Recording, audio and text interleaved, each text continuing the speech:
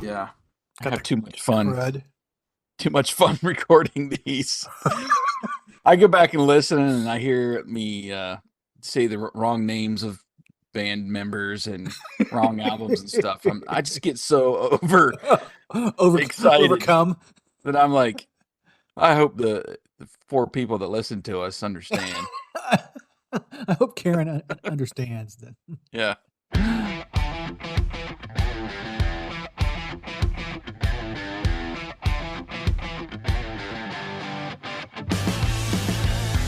Welcome to the Greatest Lists podcast, a show about music and lists. This season, your hosts Jason and Eric are counting down the top 25 guitar solos of the 80s and the top 25 guitar solos of the 90s. Think your favorite made the list? Tune in and find out. Take it away, boys. Welcome to Greatest Lists, a music and talk podcast featuring lists of the greatest songs of all time. I am Eric, your host for this episode, and joining me, as always, is my co-host Jason. What's going on, Jason? What's up, dude? How are you?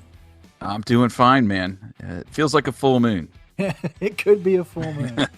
I think we're actually supposed to get one about this time. Oh, are we really? Yeah, this month of October, you're supposed to get like an eclipse, like a full blood moon, and I don't know, some weird stuff. We had a Friday the 13th this month, so yeah. I think they made up the blood moon thing. That's not a real thing. They just make stuff up. Or harvest moon. You know, maybe I don't know if it's the same thing, but I guess it depends on what time of the year it hits, whether it's a harvest or a blood moon. Give me that blood moon. Yeah, if it's Halloween, it's a blood moon. Right. Yeah. So we are continuing with our season 2 list of our favorite guitar solos of all time, and we're currently working our way through the 80s. But before we continue, this episode is sponsored by HalloweenCostumes.com, which features the largest online selection of Halloween costumes ever created by humankind. Use our promo link in the show notes to save 15% off of your entire order. Just click over and the savings are already added to your cart.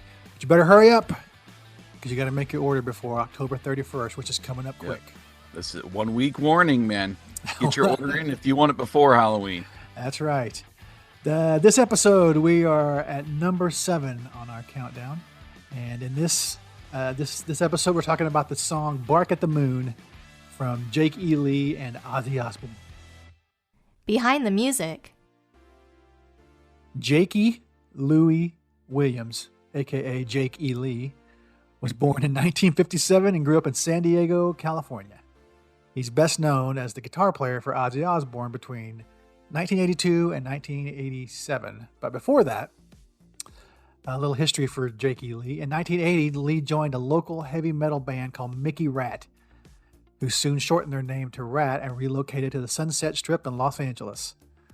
Not long after arriving in Los Angeles, Lee left Rat to join a glam metal band called Sexist, which, looking back, probably wasn't the best choice in the world. And not long after that, he was asked to join a band called Rough Cut. Soon after that, Ronnie James Dio, who had just left Black Sabbath, saw Jake E. Lee play one night with Rough Cut and was impressed with him. And so he asked Jake if he wanted to join his new band. And while Jake was pretty impressed with Rough Cut and thought it was a promising band, he felt the opportunity to join Dio was just too good to pass up. But ultimately, the opportunity was short-lived, and he quickly exited the Dio band because of creative differences.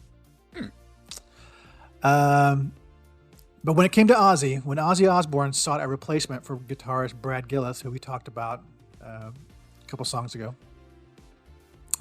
Lee was recommended for the job. And after auditioning, Osbourne was torn between Jake E. Lee and Dokken guitarist George Lynch. Osbourne initially chose George, but quickly changed his mind and chose Jake E. Lee instead. Upon telling Lee that he had the job, he then informed the guitarist that he had to be the one to tell Lynch he was fired. Wow. He's probably too drunk anyway to... You're in the band, now you got to tell the guy that he's fired. Wow. Sorry, bud. Yeah, he lasted 2 albums with Ozzy before finding out he was fired from the band by his guitar tech. Wow. The story goes, one night the guitar tech called Jake and said, "Dude, what happened with the band?" Jake had no idea what he was talking about, so he was, "I don't know what happened." He said, "It's all over the strip tonight that you were fired from Ozzy's band." And so Jake, being completely blindsided, calls Sharon Osbourne, who was really in control of the band and Ozzy and all that stuff. He calls Sharon and said, "Hey, I've heard a rumor that I was fired from the band. Is that true?" At first, Sharon Osbourne feigned like she didn't know what he was talking about, but then eventually owned up to the fact that, yeah, he was out of the band. And that's how he was fired from Ozzy Osbourne's band. Wow.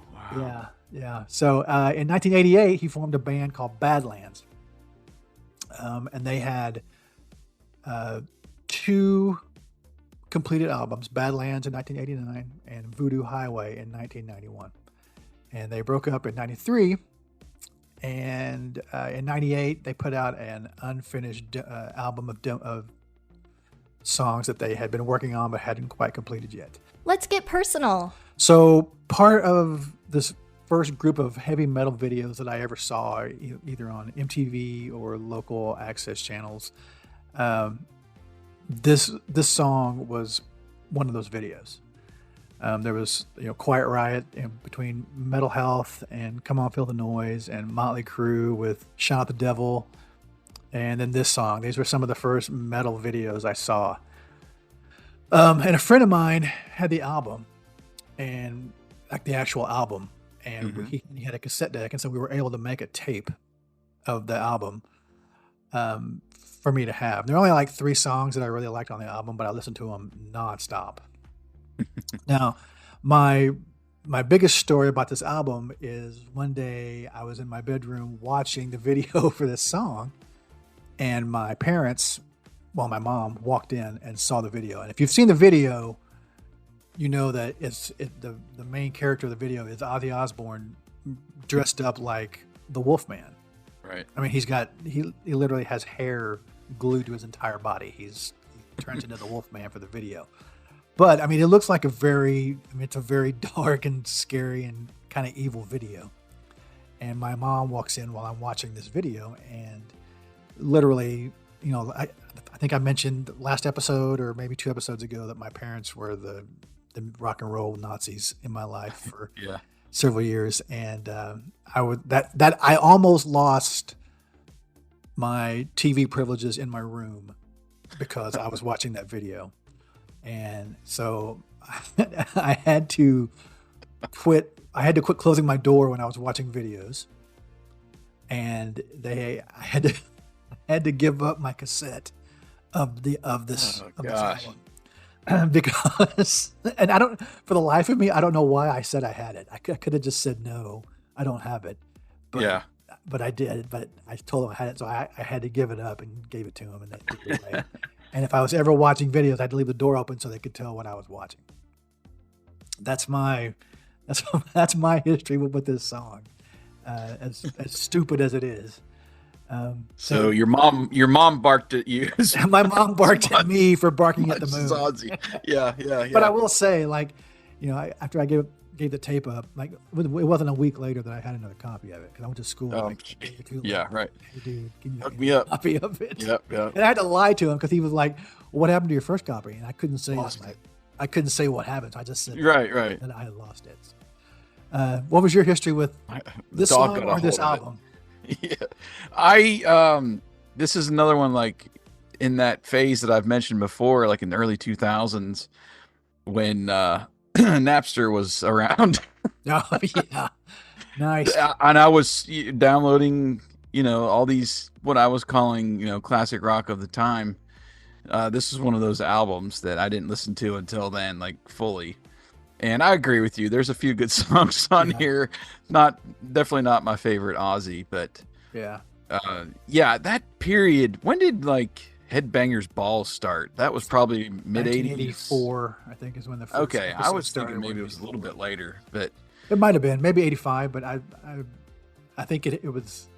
I saw the first episode. Yeah, I was so in tune to pop music in the top 40 that I remember watching it a few times, and there was definitely interesting videos during that hour than during the day or whatever. yeah. But yeah, that I remember like staying up late watching Headbangers Ball and seeing a lot of these metal videos for the first time and just being kind of blown away. Yeah. But luckily I was allowed to keep my door shut and my parents didn't care. So yeah. That's when I got a little bit older, of course, when I first saw this, Headbangers Ball wasn't a thing. But then when Headbangers Ball came on, it was on Saturday nights from like 10 to midnight. Mm-hmm. And at the same time, in my hometown, there was a local wrestling on out of Dallas with at the same time from 10 to midnight. Mm-hmm. And I got very adept at putting I had one of the set-top boxes that had the slider for the channels back and forth. And I got very adept at being able to go from one channel to the next at the flick of a wrist, because my door was closed, and if my parents knocked, I could flick it right back to wrestling whenever I wanted to. I literally got it down to where I could just flick it as hard as I knew how to flick it, and it would flick back to the right channel. And Kerry Von Erich drops the elbow. That's exactly who I was watching. Yeah. That's exactly who it was. Yeah. Oh yeah, I watched they used to have the reruns of World Class Wrestling, whatever it was, on ESPN in the afternoon. So yeah, all the Von Erichs and the Great Kabuki, all that stuff. I would go back and forth between that and Headbangers Ball every Saturday until my parents went to bed. That's and then crazy. I would leave it on Headbangers Ball. But yeah, I got very adept at doing that. The breakdown. So for starters, this song is an exercise in finger gymnastics. Starting with just the main riff of the song, we're not even talking about the solo. He plays very non-traditional chords, not just bar chords that span. There's if you know anything about playing guitar, there's chords called bar chords that have one fret between your two fingers, and so it's not a very wide span. One of the chords that he plays in just the main riff spans 5 frets. One of the licks in the solo, he spans 8 frets. Wow. It is ridiculous. About 10 years ago, there's a company here in the Tulsa area that makes guitar cords and guitar plugs and things like that. They brought him in for a guitar clinic, and you can find this video out on YouTube. I'm at the event. It's not my video, but I'm at the event, and he's just sitting there playing. He plays songs. He talks about them, and this song was actually the most requested song for him to play and talk about. And the first and you can also find videos on YouTube of people playing this song, like doing a cover of this song on guitar. Some of them are good, some of them are not good. But the first comment he made about this song was, he goes, "Everybody plays this song wrong." When I watch it on YouTube, and there was like 2 different parts that he showed that people play it like this in their videos, and that's not right. This is how you're supposed to play it. And even he during that clinic admitted, he goes, "I don't even know if I can pull off all this now." He goes, "My hands are not as limber as they used to be." And he was right. He couldn't be. He tried to pull off some of it, and he just kept cursing and saying, "That's not it. That's not it." Yeah. Yeah. But it was fun to watch him talk about it and play the songs and show the parts. But yeah, so you can find that on YouTube. I'll put the link in the show notes. It's a fun watch. But as far as the main solo of the song, my favorite part of it has to be the end, the very end of it. I like all of it, but my favorite part is the very end. He has this very lightning fast run that he does up the neck, and then he holds out this last note and just makes it. I mean, it just sings while it goes back into the main riff of the song. It's just, I mean, he used to be, and even he said, he goes, I used to be lightning fast, and now I don't even know if I can play half the speed I used to when I was younger. But that's probably my favorite part of the solo. That and the lick that he plays on the outro, which sounds a little bit like the main solo, but it's just as fast too. And that's the same lick that has an like an 8 fret span in what he's playing. Jeez. And for some of you, that probably doesn't make any sense about how far that is. But as I sit here and look at my guitar, eight frets at the point that he's playing, 8 frets between his index finger and his pinky finger is about 7 to 8 inches. Yeah, it's like half the good, Yeah, half the whole board, man. Yeah, it's about 7 inches, and he's making his pinky finger and his index finger spread, and not just spread. He's playing something, so they're moving at the same time. Yeah. It's so impressive to watch him play that watch him in videos when he's younger playing it. It's just I've never been able to stretch my fingers like that and play something. So yeah. Yeah, I wrote down it's about as technical as you can get. There's just so much finger work. And my favorite part actually of the solo is that back and forth effect between speakers. It just really makes it interesting and hard to follow at the same time, but you're almost trying to chase down the solo. Like it's going back and forth between, you got to listen to it in your headphones, I'm telling you. Yeah. But it's so cool that it's almost like you're trying to, you hear something over here. Okay. You're finally getting a little rhythm or whatever of the solo, and it drifts back over to your other ear. It's just so interesting, man. I hadn't really heard a solo do that before. It's one of Ozzy's signature songs. It really It's is. that I like you said, it's not my favorite album, but it's one of his signature songs, and I just never noticed that back and forth effect before. It's really cool. Yeah. So Bark at the Moon comes in at number 7 on our countdown. And I have some bonus songs for you, but before I get to the bonus songs, I'm really going to pump up Badlands. Okay. Now you can find the full albums on YouTube, and I will put the links to their albums in the show notes. Everything that he does for Badlands is far and away better than anything that he ever did for Ozzy, and I appreciate everything he did for Ozzy. Badlands is more blues based. Mm-hmm. It's a little bit more. It's not so polished. But it is so good. When I first heard the original Badlands album, I fell in love with Jake E. Lee.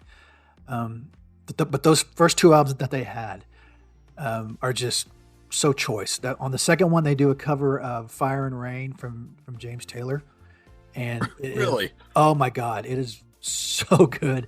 For all the problems they had, that lead singer Ray Gillen, he can sing like nobody's business. So I will put the links to the full albums on YouTube in the show notes. If you have a chance, you need to go listen to some, if not all of those, because they're so good, and it's a crime that they're not on Spotify or available anywhere anymore. So that's out of the way. The bonus songs, it's all we can link to is stuff from Ozzy. My first bonus song is another song on Bark at the Moon. It's called Center of Eternity. That's my other favorite song on here. From the next album, The Ultimate Sin, we have 2 songs, and they were the first 2 videos singles from the album. One of them is Lightning Strikes, and the other one is Shot in the Dark. Oh yeah. Shot in the Dark probably has just as the solo for it in it, and it is probably as technical as the one in today's song. I still hear that one a lot on classic rock radio. Yeah. Shot in the Dark. Yeah. So those are our bonus songs. If you have Spotify Premium, which we recommend, stay tuned. You're going to hear all those bonus songs in their entirety at the end of the episode. If you're a free Spotify user, you'll get about 30 seconds of the song. And outside of that, you're going to have to use the Song Whip links in the show notes to find those songs in your favorite music app. You can find us on Twitter or X for just a little while longer. We're getting ready to get rid of our Twitter account. Yeah. But for now, you can find us on Twitter or on X, and leave us a comment if you want to. We're also on YouTube at Greatest Lists, or you can just go straight to our website, greatestlistpodcast.com. Jason will be in charge for our number 6 song in the next episode.